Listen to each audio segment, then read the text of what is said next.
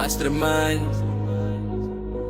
ang pangalan ninyo'y mananatili sa kasaysayan ng kasamaan hanggang sa hatol ng hustisya.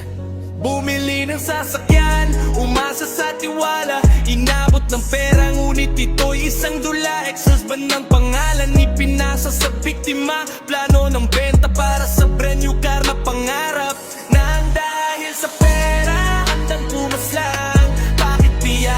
Bakit mo nagawan? Mastermind, ikaw at ang iyong asawa nagsasamantala sa mga taong walang sala. Nang dahil sa pera, handang pumaslang. Bakit piya? Bakit mo nagawan? Mastermind, ikaw at ang iyong asawa nagsasamantala sa mga taong walang sala. Enero 16, pumunta sa bahay mo dahil sabi mo ibibara na raw halagay kalahating milyon. Ngunit walang sasakyan, walang tunay na mamimili. Komprontasyon hanggang sa marinig ang putok ng barilang. Never na sigil, saksi sa kasamaan. Inosenteng mahina, nawala sa daigdig. Nawala sa daigdig.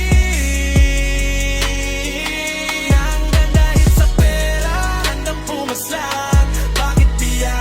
Bakit mo nagawan? Mastermind, ikaw at ang iyong asawa nagsasamantala sa mga taong walang sala. Hanggang dahil sa pera, handang pumaslang. Bakit piya? Bakit mo nagawan? Mastermind, ikaw at ang iyong asawa nagsasamantala sa mga taong walang sala. Hindi isa, hindi dalawa, 30 biktima na nga.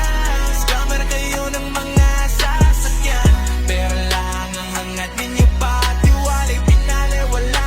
Buhay ay pinatay. Hustisya ang dapat sa inyo'y dadating din.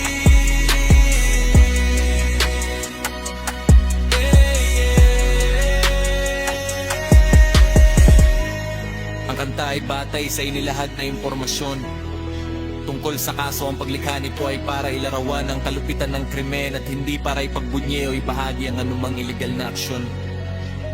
Ang hustisya ay dapat na ibigay sa mga biktima sa pamamagitan ng wastong proseso ng batas.